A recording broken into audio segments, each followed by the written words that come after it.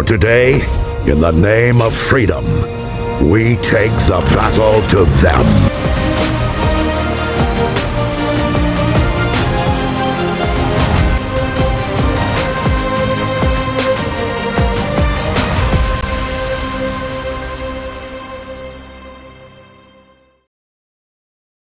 Ladies and gentlemen, Fantastic Four First Steps has finally released. And oh boy, a lot of people have been anticipating this because it is going to be, I believe, the fourth attempt at doing the Fantastic Four. My God. Honestly, they should just give up with these characters. Marvel's first family or not, they just can't get a movie down. Or can they? Look, I'm going to be honest with you. I sort of got burnt out with the Fantastic Four because, obviously, I didn't watch the original movie. I think it's from the 90s or something. The 2005 movie, I thought was all right.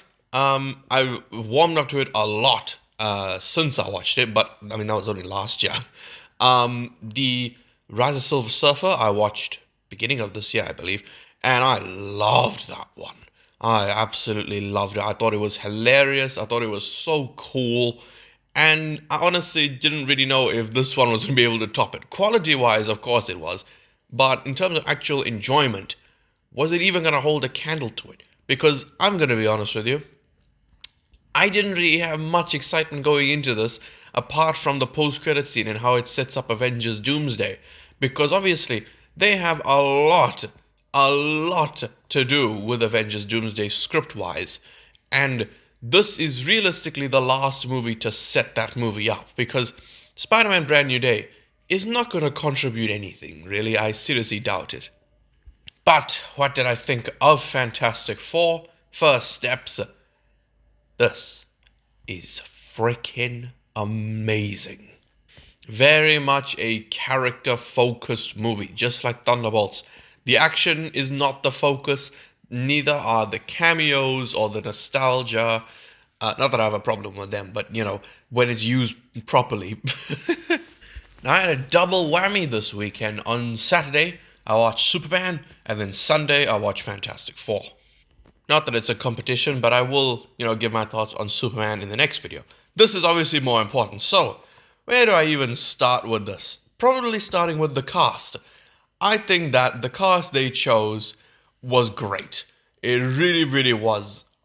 Because, I love Vanessa Kirby.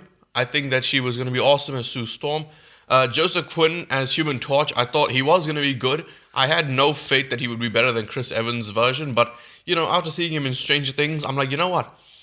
Eddie can do this.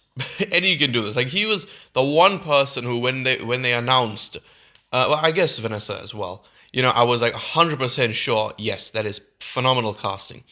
The guy that plays Ben, I can never remember his name, I'm sorry, but I think that he was also really good.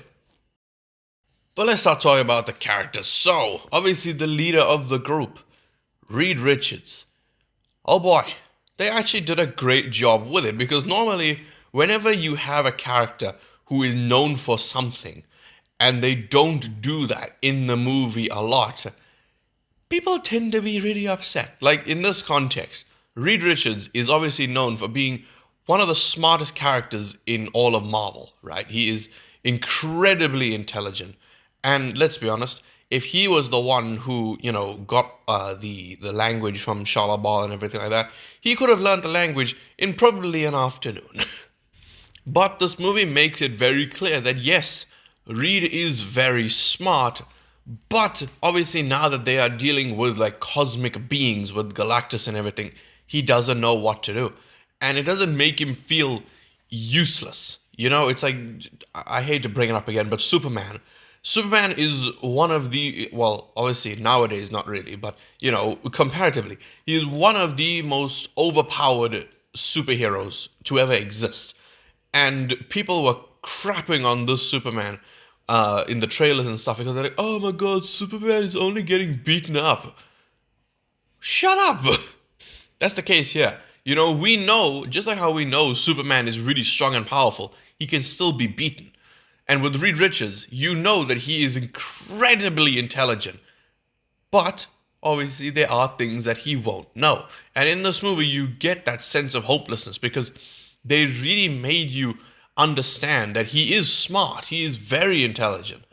But this has just completely thrown his world into anarchy.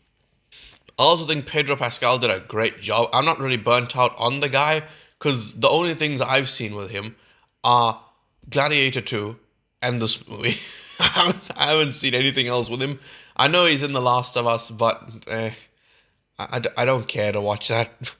I thought he did a great job performance wise, and honestly, we always get this person like every couple years or so where they just become the big thing. Like 2022, it was Jenna Ortega. She had a big year that year. She had Scream, X, Wednesday, all of that. Pedro Pascal is very much that guy, that person now, except, I'm going to be honest with you, he may be the best, like, it actor we've had in a while, because he is actually a good actor.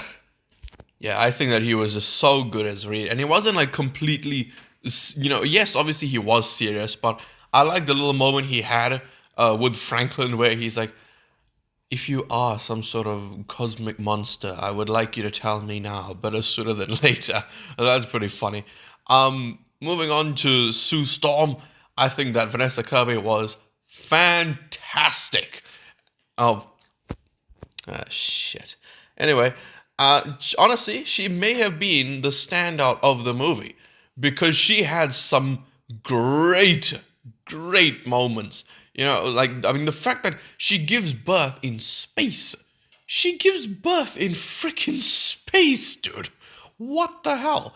There was that, and the way that they sort of used her powers was mental. Like, she freaking turned her belly invisible so you could see the baby. Surely I am not the only person who found that really creepy. Oh my god, that was so weird to look at. But yeah, there was that. Then, they give birth in space, which is mental. And I think that she did a great job in that scene. Obviously, I love that they had a sort of change from invisible to normal, back and forth during that scene because, of course, she would be experiencing a lot of things in that moment. But what I think most people will agree is like the standout scene for her is the speech that she sort of gives to the world. When they go and she says, I will not sacrifice this world for my child, but I will not sacrifice my child for this world. That was a very good speech. And in that moment, I was trying to put my jacket on and I couldn't get the other sleeve in, but I didn't want to distract the people behind me. So I just sort of my god, I just sort of sat still with my arm like bent backwards just for that bit of dialogue to finish. Oh lord, and then don't even get me started on what she does at the end. That is insane. I mean, the movie makes it incredibly obvious that she is the most powerful of the Fantastic Four. There's like no competition. She is ridiculously powerful, except obviously, much like Eleven, she can only hold it for so long. Moving on to Joseph Quinn as Human Torch, I thought that he was brilliant, and dare I say, better than the Chris Evans version. I think obviously a lot of people always have that sort of connection to the Chris Evans one because he was just so good in the role. He was absolutely hilarious, and really, that's all he sort of. I mean, of course, he had the aspect of, oh yeah, he really enjoyed the whole celebrity aspect, and just being like not the bad boy, but like just constantly going from like woman to woman to woman. Even though he got sick of that in the second one, but still, the comedy was the main reason why everyone loved him. But as far as a character goes, I think that this is easily the best version of Johnny Storm we have ever had in live action. He was funny. I don't think he wasn't as funny as the Chris Evans one. Probably because back then, in the 2000s, we were actually able to get some, little bit of risky humor, some like nude jokes and things like that. Nowadays, obviously, everyone is, they're just snowflakes, so you can't really do that. But even saying that, it wouldn't have fit the feeling of this movie. So, there was nothing they could have done. I think that this version of Johnny was just fantastic. Oh, fuck. I mean, the main, comedic thing that came out of his character was the whole joke about him and him and the Silver Surfer.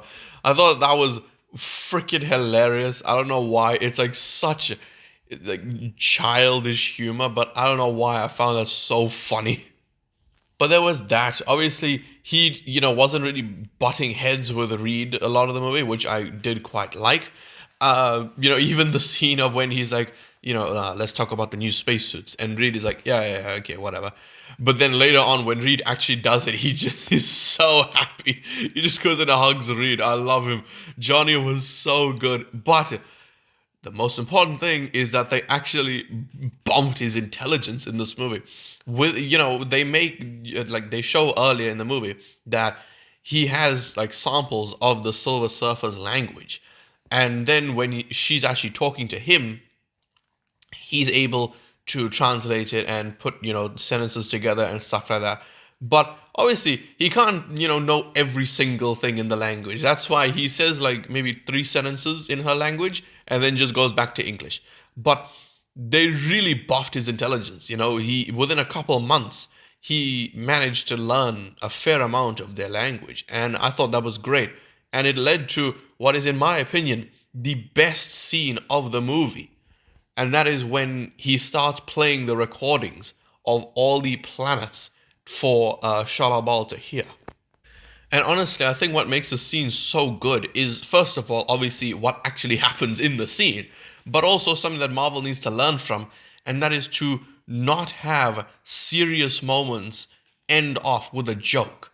Because a lot of their movies will do this. They'll be like the serious emotional moment, a very dark scene. But then as soon as like the music sort of fades away, someone drops a one-liner. So it was nice here having a scene play out in with this horrific, depressing tone and it not end with a joke. It was very similar to the scene in Infinity War with Thanos when he was killing Gamora's people, Very similar. Because, in the scene, obviously, he plays recordings of her planet. He's like, I understand, oh, you saved your planet and stuff. This is your planet. And they're all so grateful, thankful, all of this. But then, he says, oh, but these are the planets that you destroyed. And it's just the people screaming and crying, and it is horrific to listen to. And even she can't handle it. So that scene is easily the best of the movie for me. It is just so sad and powerful, and I just loved it. And it doesn't even end there, because that's when, they go into the sky and, he says, oh, then take me. Like instead of giving up the child, take me instead. And, I loved that. I loved that he was willing to give himself up. So, yeah, honestly, just talking about it, yes, he's definitely the best Human Torch. Easily better than Chris Evans' version. I'm sorry. Then there's the Thing. I feel like everyone will agree that while, yes, Ben Grimm was very good in this movie, he was definitely given the short end of the stick here. He didn't really have much to do as a character. He sort of just, he just sort of existed, which, he was sort of like Ghost in Thunderbolts, except like way better, because the movie utilized Ben way better than than Thunderbolts used Ghost. But still, I did quite like it. I feel like they could have given him more to do, story-wise, because he's sort of just like the tech guy, or the cooking guy, he's just vibes. He's just that's what the Thing is in this movie. He's just vibes, man. He's just cool. But yeah, I loved the CGI on him, which I forgot to talk about it with Johnny. The CGI on like the flames and everything was beautiful. The scene when the lights go out and he just puts a flame on so that they can see is fantastic. But oh fuck, the CGI on Ben was impeccable, genuinely amazing. Because I know that they used a practical suit, so there was at least something for them to use. Yeah, of course you have the Incredibles-esque scene near the beginning of the movie with the school children And they're like, "Oh, lift the car, lift the car." And he's like, "Oh, you want to see me lift the car? Okay." And he just lifts the car, very much like Incredibles. You know, the "What are you waiting for?" I don't know, something amazing, I guess. Which, on that topic, lots of Incredibles reference. I know Incredibles is, like a ripoff of Fantastic Four. No hate Incredibles. I love Incredibles. But you literally have the, the mole man. And I literally looked at the machine he had and I was like, bruh, that is the Underminer. What the fuck is this? It's literally the Underminer. Same drills and everything. But yeah, I'm getting off topic.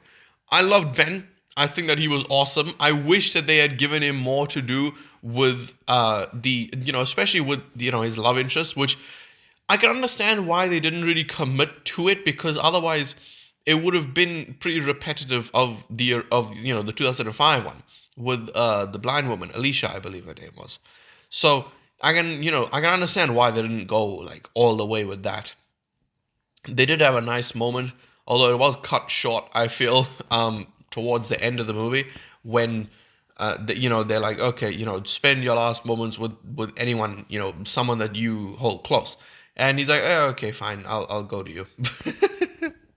So yeah, I did like the whole, like, him not being able to shave thing, so he just gains a beard and a mustache by the end. But yeah, I feel like they could have done a bit more with Ben.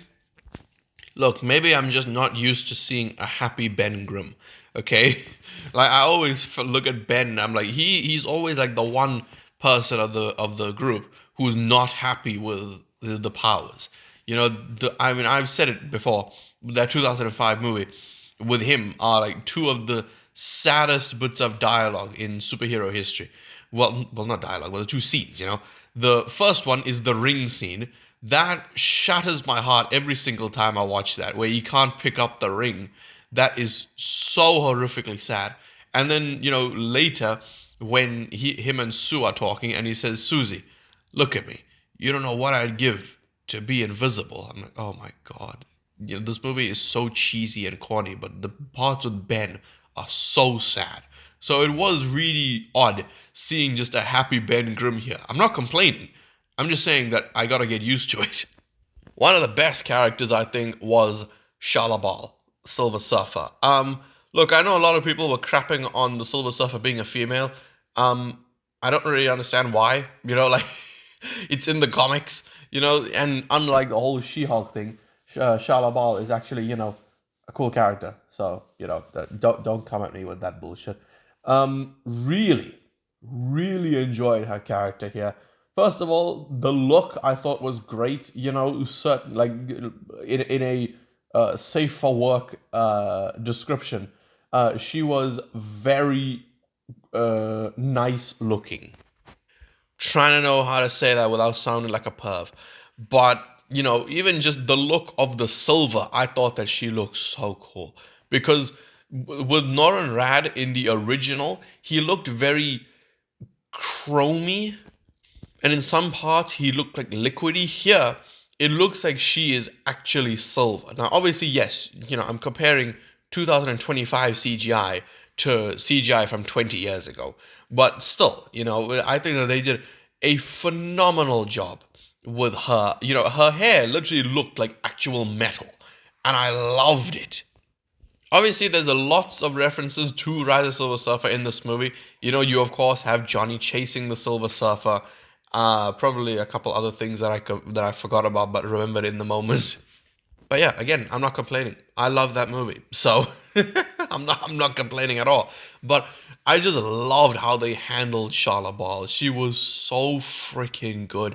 I loved the action scenes they gave her as well. Like in Galactus's ship, her like surfing on the lava was so cool, man. That was just awesome. And when she's chasing the Fantastic Four, her hand is literally like her fingertips are basically in Sue's belly, ready to take the child, and they just escape. I loved what they did with her. I don't think she was underutilized whatsoever. I thought they handled her fantastically. Shit. And I especially love the conclusion to her character.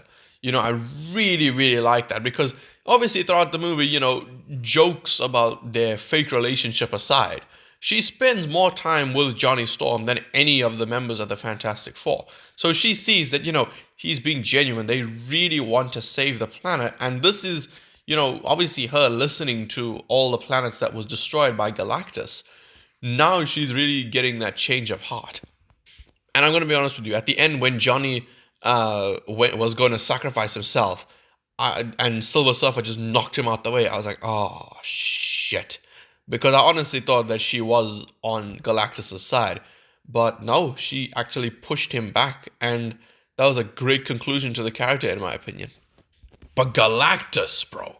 Galactus was so freaking cool. I loved him. He was awesome. I mean, obviously, I know that, this generation has ruined this word, but he just had this aura about him. He was just badass. Like, so much was happening to him.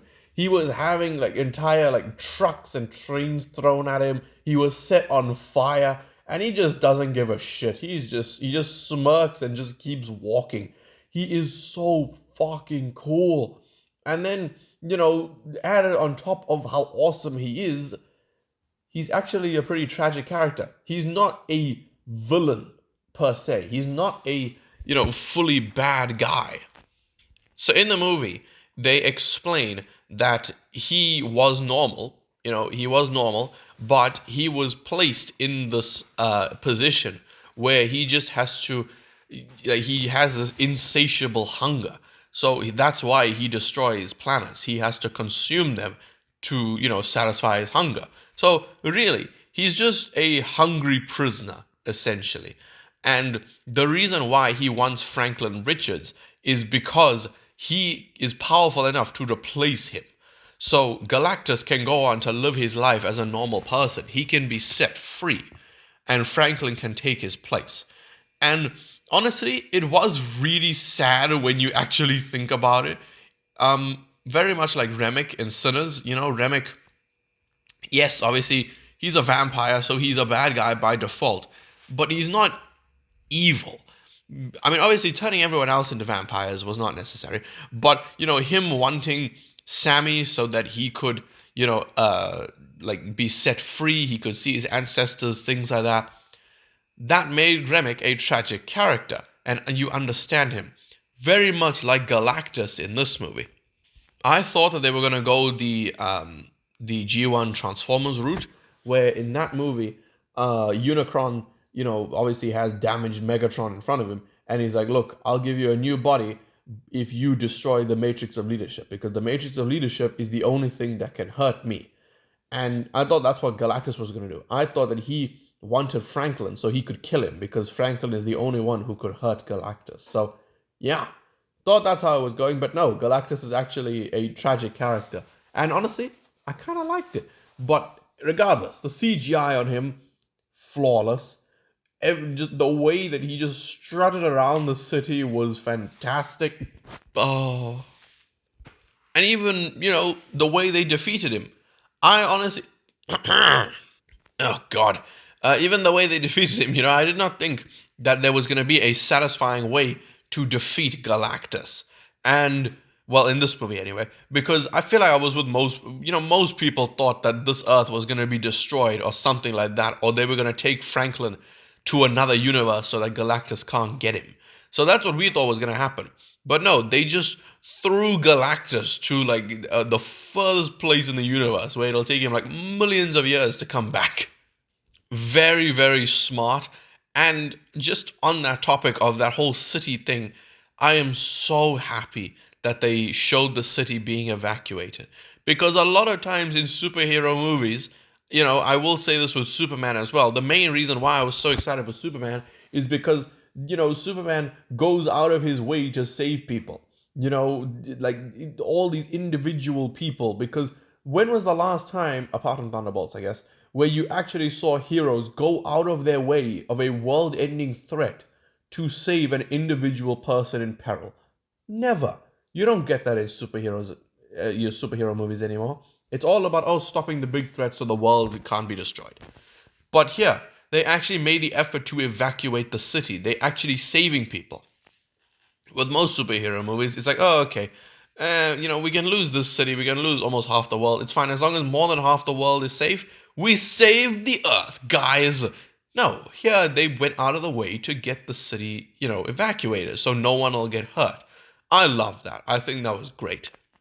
But yeah, man, this movie was just so good. I wasn't bored throughout it. I wasn't bored, once. I was actually quite invested in these characters, which is, surprising considering I am pretty burnt out on the Fantastic Four. I feel like if we ever do get another interpretation of these characters, I am genuinely just gonna not watch it. But yeah, there's probably loads of other things that I wanted to talk about that I completely forgot about, but who cares? Let's talk about the post and mid credit scene. So I'll talk about the post credit scene first. This one was, interesting. Obviously, it was meant to be like a joke, like a jokey post credit scene, but it actually does show villains that this version of the Fantastic Four have faced. So, there's that. It does add a bit of lore, obviously it is a joke scene, but, it does add a bit of lore. So, that's cool. Oh, yes, of course. One thing I forgot to mention is that when they go see Galactus, I know this is a very random bit, but when they go see Galactus, Reed steps on a bit of dust and there's a frickin' fall, meaning that Galactus has killed like versions of the Fantastic Four. That is freaking awesome. That is so cool. And you see, unlike Kang, where he talks about, oh, you're the one with the hammer. Oh, they all blur together after a while. Do you know how many Avengers I've killed? It's like, oh, shut the fuck up. You've done nothing to show that you are this powerful. You're all talk, no show. Here, with like 1 second of footage, you already get that sense that, oh shit, this team could genuinely just die against Galactus if he wanted to do so. So, yeah, I'm happy that they revealed that Galactus has killed members of the Fantastic Four before. So, yeah, man, there was that bit of lore. But now moving on to the mid-credits scene. I think mid is the perfect way to describe this credit scene. So, basically, there's obviously, it was leading up to this throughout the movie, right? Easily the most exciting tease is near the beginning of the film where Sue is giving a speech. And you're seeing, okay, all these different countries and stuff are there, except for Latveria. That seat is empty. And, of course, everyone just knows exactly what that means. And that was the moment where I just, like jumped, I got that, like, knock on the head, like, holy shit. We're for real. This is genuine. And I believe in Sue's speech, later in the movie, when she's talking about, I won't sacrifice this world for my child and stuff like that. Because I was putting my jacket on, I think I missed this. But apparently, Latveria was also absent from that scene. So, that's cool. But really, that first scene was the most exciting tease for me. This post-credit scene, I'm going to be honest with you, is utter garbage. I hate this. It is so poorly done. Because obviously, this is meant to be your first look at Robert Downey Jr.'s Doctor Doom. Doctor Doom, the big bad of Avengers Doomsday and Secret Wars. One of the most powerful villains in all of Marvel. One of the best villains ever. And what did they do? They give him this like tablecloth ass looking cloak and a freaking China store looking mask. What the fuck, man? This pissed me off to no extent. The mask looks so unbelievably cheap. It is so shiny. It is so plastic looking. And the cloak, again, looks like a tablecloth. It doesn't even look like an actual cloak. It is so bad. It is a horrific stand-in. And the worst part is that this actor wasn't even a stand-in. This was Robert Downey Jr. in this costume. This kid is literally touching RDJ's face. It's not like, oh, obviously we didn't want to pay RDJ for this movie, so, he's filming Doomsday, we'll get a stand in. No! It's him there on set. He is filming the scene. Why did you not show his face? Or at least, give him a good looking mask. I think, honestly, even the one from Comic Con last year, I feel like even that mask would have looked better than the one you gave him in the movie. Yes, obviously, I know it's a stand-in, and when you get to Doomsday, he'll have the proper version and stuff like that. But still, I don't want this movie to just be like a behind-the-scenes blooper of the next movie. Like, oh yeah, in that movie it looks good, but here your first look at him, it's pretty crap. So, yeah. Don't know why they didn't show his face, but there was like a 50-50, I feel, on if they were going to show his face or not. But I thought that it was going to be like, he's in this like lair or whatever it is, and, obviously like the Doom bots or whatever are like forging his mask and armor and stuff. And I thought he was going to end up putting the mask on. That's what I thought the post-credit scene was going to be. I didn't think we were going to see RDJ's face. I thought it was like a 50-50 chance. But this was like the worst way to handle it. Yes, I know the post-credit scene for Brave New World was bad, but this is damn close, because this is like, oh my god. Am I complaining a bit too much? Maybe, but still, why? Why? You couldn't have gotten a decent looking costume for this guy? He literally just looks like a 12-year-old cosplayer. The mask I made for Doctor Doom looks better than this. But yeah, I mean, that is pretty much it as far as the post-credit scene goes. And apart from that, my only complaint as far as setup for Doomsday goes is that there was no setup. Like, yes, I was very happy that this movie was set on its own Earth, and it is so refreshing seeing a world where, there's only like one team of superheroes. You get to the MCU now, there's like, 100 plus heroes probably. And I can just imagine when the Fantastic Four come to this Earth, they're going to be like, you guys really need you need this many heroes just to keep the world safe? We've been doing it for like 8 years and we're fine. And it's only 4 of us. So there was that. But yeah, I feel like there was no setup to Doomsday. I cannot believe this. I'm glad the movie had like a proper conclusion, as like what a movie should. It doesn't just lead into the next project. But there was nothing leading into the post-credit scene of Thunderbolts, which only, furthers the theories that that ship is not the Fantastic Four, that it is Doctor Doom, or that it is a different Fantastic Four. And so now, why this is an issue is because it adds another thing for the Doomsday writers to do. Because now they have to add in, the Fantastic Four have to discover how to get from one universe to the other, and then they actually have to go from this universe to the MCU.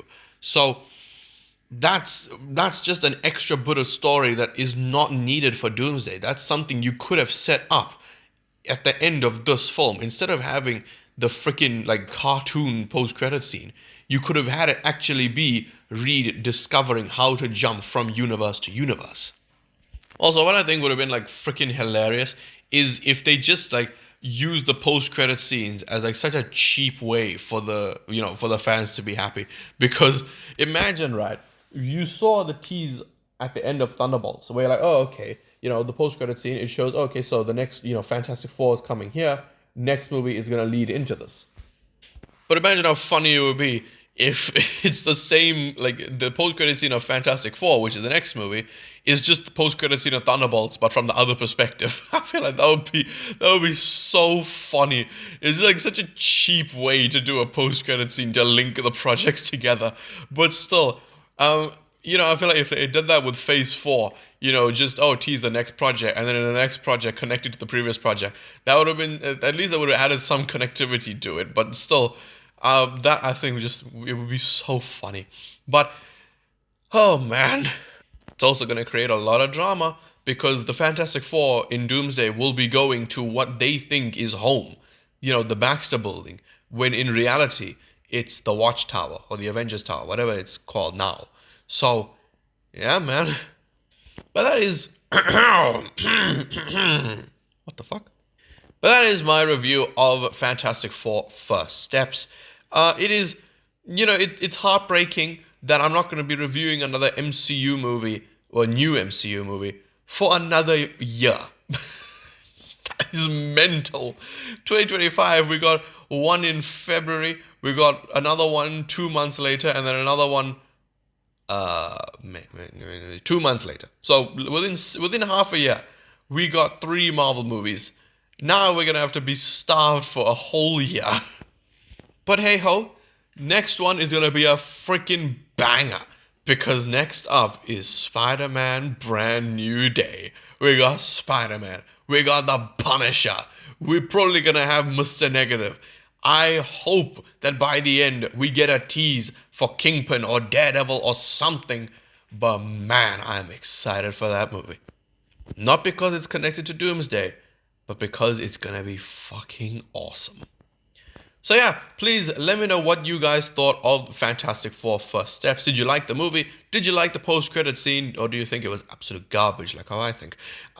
Just anything and everything, let me know down in the comment section below. And if you did enjoy this video, then please leave a like, subscribe, and goodbye.